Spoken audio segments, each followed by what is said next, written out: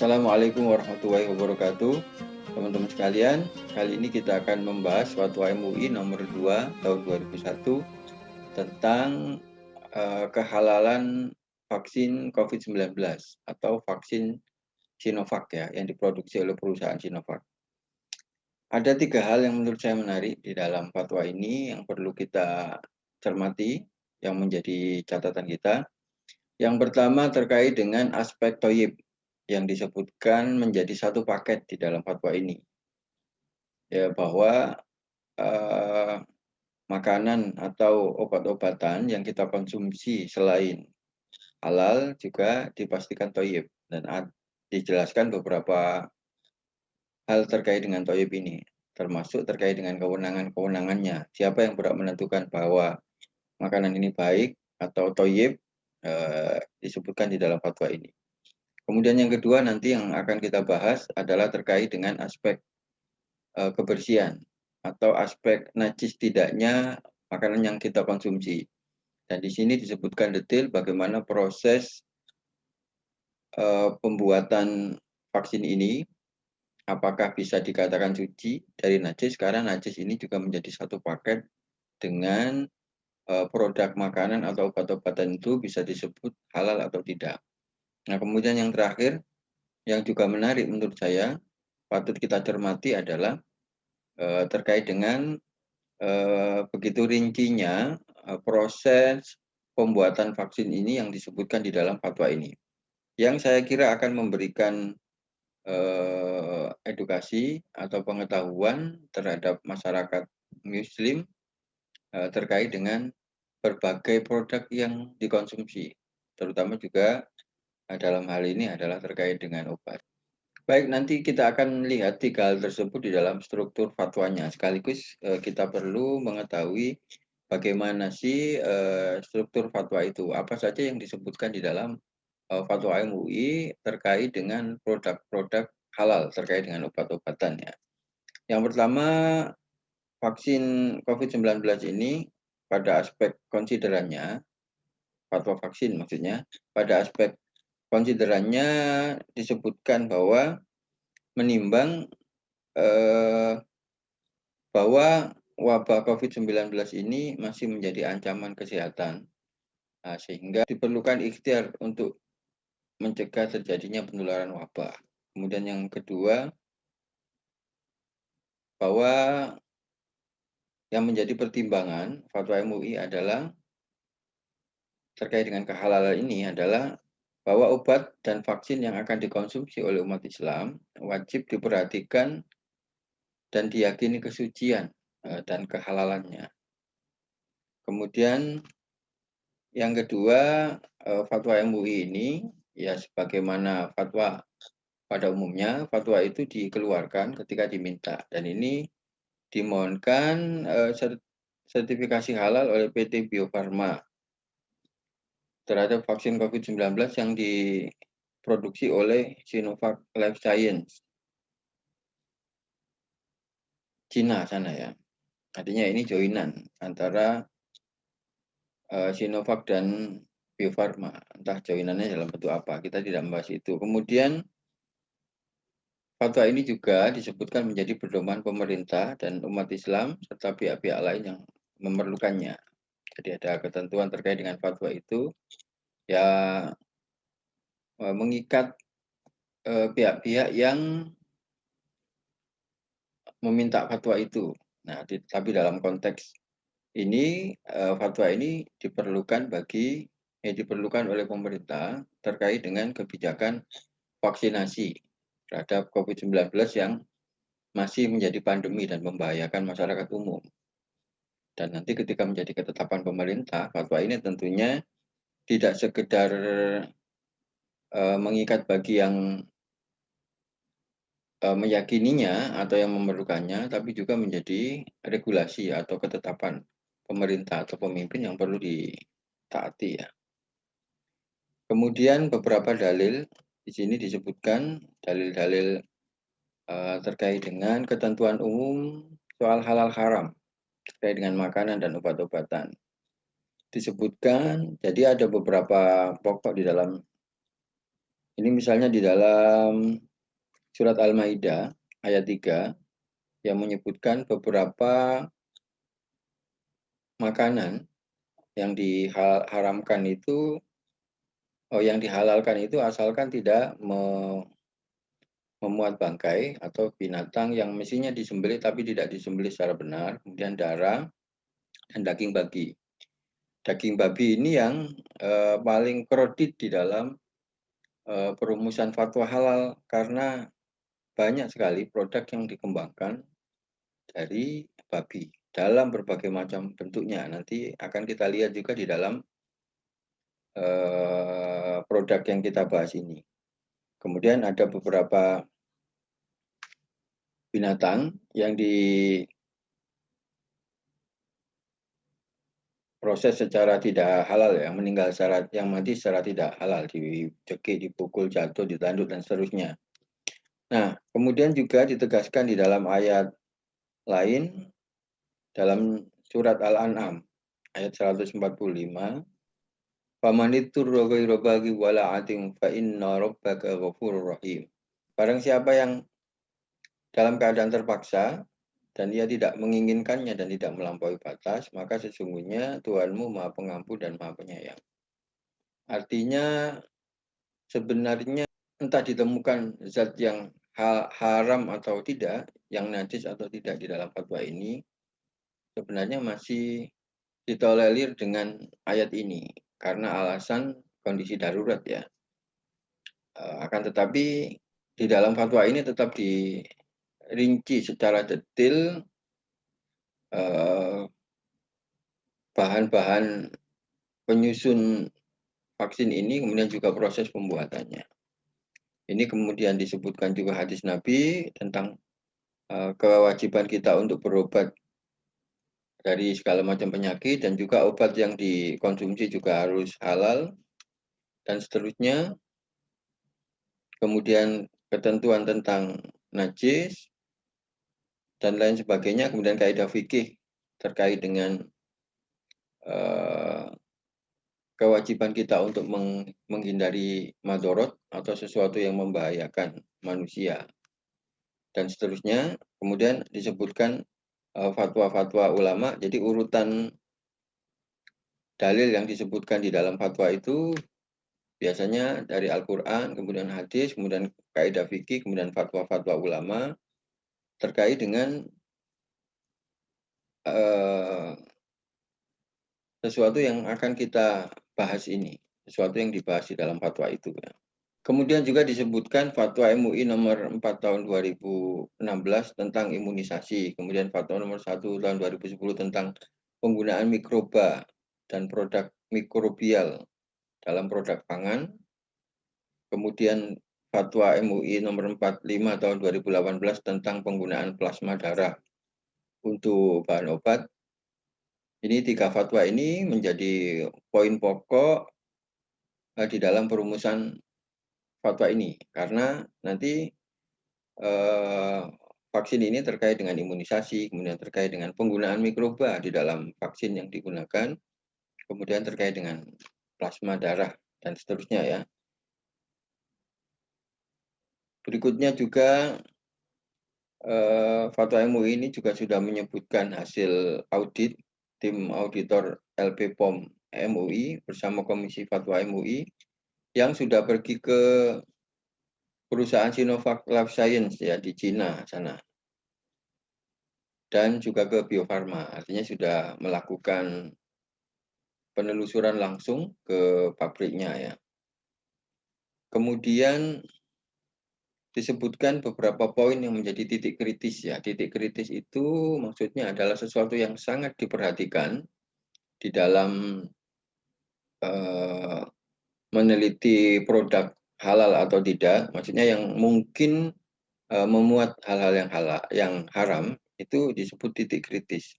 Yang pertama, vaksin ini diproduksi dengan platform virus yang sudah dimatikan. Ini beberapa catatannya, titik kritisnya nanti akan dilihat hasil penelusurannya. Kemudian fasilitas produksi hanya digunakan untuk produksi vaksin COVID-19. Ini juga poin pokok, artinya kalau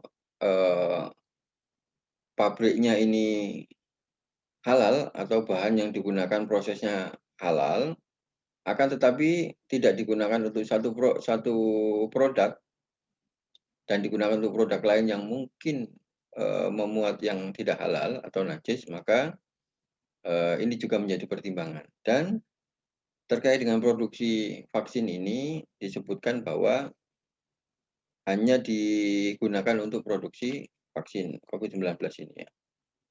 Kemudian disebutkan juga produksi vaksin ini mencakup tahap penumbuhan virusel atau sel inang bagi virus, kemudian penumbuhan virus, inaktivasi virus, kemudian pemurnian atau purifikasi, kemudian formulasi dan pengemasan. Ini nanti tahap-tahap prosesnya disebutkan juga di dalam fatwa ini. Berikutnya adalah sel yang digunakan atau sel vero tersebut merupakan sel diploid yang digunakan sebagai inang virus. Jadi sel itu kan tumbuh di inangnya. Nah, sel ini diperoleh dari sel ginjal kera hijau Afrika. Yang bukan berarti kemudian mengambil ginjal kera Afrika kemudian digunakan untuk produksi ini ya sel vero, bukan, akan tetapi ini sudah sudah menjadi produk penelitian dikembangkan di laboratorium sejak tahun 1960 dan terbukti aman, kemudian juga sudah disetujui oleh WHO. Berikutnya disebutkan detail sekali ya. Media pertumbuhan virus seluler ini dibuat dari bahan kimia serum darah sapi dan produk mikrobial. Tadi sudah disebutkan beberapa fatwa ya terkait dengan hal-hal yang akan dibahas ini. Berikutnya juga terdapat penggunaan tripsin dan beberapa enzim lainnya di dalam produksi ini. Ini beberapa titik kritis yang akan diamati ya nanti ya. Kemudian ada bahan turunan disebutkan bahwa tidak ada penggunaan bahan turunan babi. Banyak sekali ya bahan turunan babi itu yang digunakan di dalam berbagai produk makanan. Entah menjadi produk itu atau menjadi fasilitator ya dalam proses produksi itu. Kemudian juga ditemukan bahwa di dalam proses produksi vaksin ini juga melibatkan air murni 1076 liter. Ya, ini juga menjadi titik kritis yang diperhatikan. Jadi ini pun juga nanti akan menjadi poin. Kan disebutkan bahwa sesuatu itu benda itu bisa disucikan di dalam air yang lebih dari 2 kula. Ya, nah, 2 kula itu ukurannya sekitar 60 cm kali 60 cm kali 60 cm. Nah, atau kira-kira 270 liter. 270 liter. Nah, dan ini kalau sudah 1000 lebih, berarti ini sudah aman digunakan untuk proses penyuciannya nanti. Proses penyucian barang-barang yang akan digunakan atau dikonsumsi ini. Kemudian juga sudah dilakukan rapat komisi fatwa ya setelah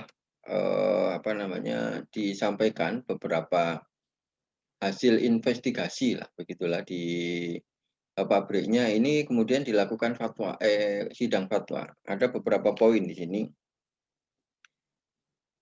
Kesimpulan dari hasil riset tadi itu yang pertama tidak memanfaatkan atau tidak intifak babi di dalam semua proses produksi vaksin ini. Kemudian yang kedua tidak memanfaatkan bagian anggota tubuh manusia. Ya, ini juga disebutkan kenapa? Karena bisa jadi produk obat-obatan itu juga memanfaatkan bagian tubuh dari manusia yang dikembangkan di laboratorium dan ini disebutkan tidak ada. Kemudian yang ketiga, saya kasih tinta hijau ini sebagai poin catatan saya di awal tadi. Ini catatan yang pertama, bahwa dalam proses produksi vaksin ini bersentuhan dengan barang najis mutawasid ya, ada istilah najis, 3 kategori najis, najis mutawasid itu ya najis yang umum ya. Sehingga dihukumi mutanajis, ya, vaksin ini awalnya, akan tetapi sudah dilakukan proses penyucian yang telah memenuhi ketentuan pensucian secara syar'i, yang disebutkan tadi, sudah di dalam proses produksinya melalui penyucian atau pemurnian dengan air murni yang sampai 1.000 liter tadi ya, jauh di atas ketentuan minimal 2 kula. Ini catatan pertama ya. Jadi ini paket ya antara halal dengan najis, bahwa sesuatu yang dikonsumsi disebut halal itu ketika terbebas dari najis dan dipastikan yang pertama bahan yang akan digunakan sebagai vaksin ini bebas dari najis. Kemudian dalam fatwa ini juga sudah diketok bahwa berdasarkan hasil investigasi itu disebutkan penggunaan fasilitas produksi di dalam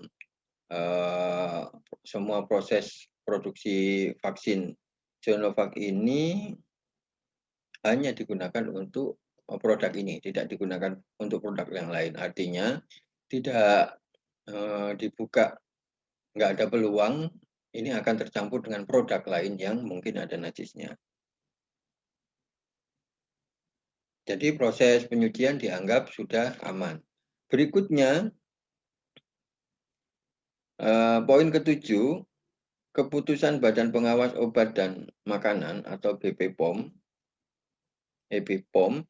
yang telah memberikan persetujuan penggunaan pada masa darurat atau EUA ya, dan jaminan keamanan atau safety, kemudian ada quality, kemudian kemanjuran terhadap vaksin ini ya. Jadi menurut BPOM sudah dinyatakan bahwa produk ini disetujui, kemudian dinyatakan berkualitas dan manjur.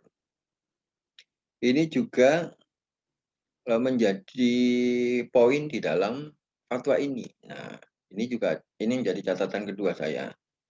Nah, semua yang ditetapkan BPOM itu menjadi salah satu indikator bahwa vaksin tersebut memenuhi kualifikasi Thayyib. Ini yang saya sebutkan di awal tadi, yang menarik dari fatwa ini disandingkan antara halal dan Thayyib. Dan di dalam fatwa ini disebutkan bahwa Thayyib ini menjadi domain BPOM, dan catatan BPOM menyatakan menjadi bahan kesimpulan dalam fatwa ini bahwa barang yang akan dikonsumsi atau produk ini Thayyib. Berikutnya keputusannya. Nah, ini keputusannya. Kita baca. Yang pertama, vaksin COVID-19 adalah vaksin yang diproduksi oleh Sinovac Life Science Cina dan PT Bio Farma dengan 3 nama ya, ada 3 produk dan semuanya sama ya, sudah ditetapkan di dalam fatwa ini. Kedua, ketentuan hukum vaksin COVID-19 produksi Sinovac Life Science ini hukumnya suci dan halal. Suci prosesnya tadi sudah disebutkan, kemudian halal. Kemudian vaksin COVID-19 produksi Sinovac ini boleh digunakan untuk umat Islam sepanjang terjamin keamanannya menurut ahli yang kredibel dan kompeten. Dalam konteks ini tadi disebutkan menurut BPOM ya. Kalau dari BPOM sudah disebutkan halal dan aman, sudah disebutkan aman, maka dikatakan Thayyib. Jadi yang sekali lagi yang menarik di dalam fatwa ini, yang pertama adalah aspek Thayyib ini ditekankan ya di dalam fatwa ini, dan disebutkan aspek Thayyib ini menjadi domain BPOM dan sudah dijelaskan tadi bahwa sudah memenuhi aspek Thayyib. Kemudian juga disebutkan tadi yang kedua, proses produksinya sudah aman alias terhalang dari najis. Dan yang ketiga, poin catatan saya di dalam fatwa ini adalah terkait dengan rincian dari proses produksi vaksin ini yang saya kira sangat berguna bagi umat Islam, tidak hanya dalam proses memberikan pengetahuan terkait dengan bahan-bahan itu, tapi bagi para ahli ya, di kalangan umat Islam saya kira juga bisa menjadi pertimbangan untuk mengembangkan berbagai produk obat ya terkait dengan umat Islam. Dan juga bagi para ahli obat-obatan ya juga menjadi pertimbangan bahwa beginilah yang dikehendaki para ahli farmasi. Perlu mencatat juga dari poin-poin ini bahwa beginilah yang dikehendaki di dalam Islam terkait dengan produk-produk yang boleh digunakan untuk umat Islam sebagai obat. Jadi sebelum masuk ke aspek terakhir tadi, pintu darurat tadi, bahwa boleh kita berobat dengan menggunakan sesuatu yang tidak. Itu tapi dalam kondisi darurat saja. Nah, dalam kondisi normal nanti beberapa poin disebutkan tadi mengenai obat-obatan yang boleh digunakan, jadi harus halal, dan halal itu ya otomatis harus bersih dan suci ya, kemudian harus thayyib. Saya kira itu beberapa hal yang bisa diulas di dalam Fatwa MUI nomor 2 tahun 2021 terkait dengan kehalalan produk vaksin dari Sinovac ya dan Bio Farma. Mudah-mudahan bermanfaat. Wassalamualaikum warahmatullahi wabarakatuh.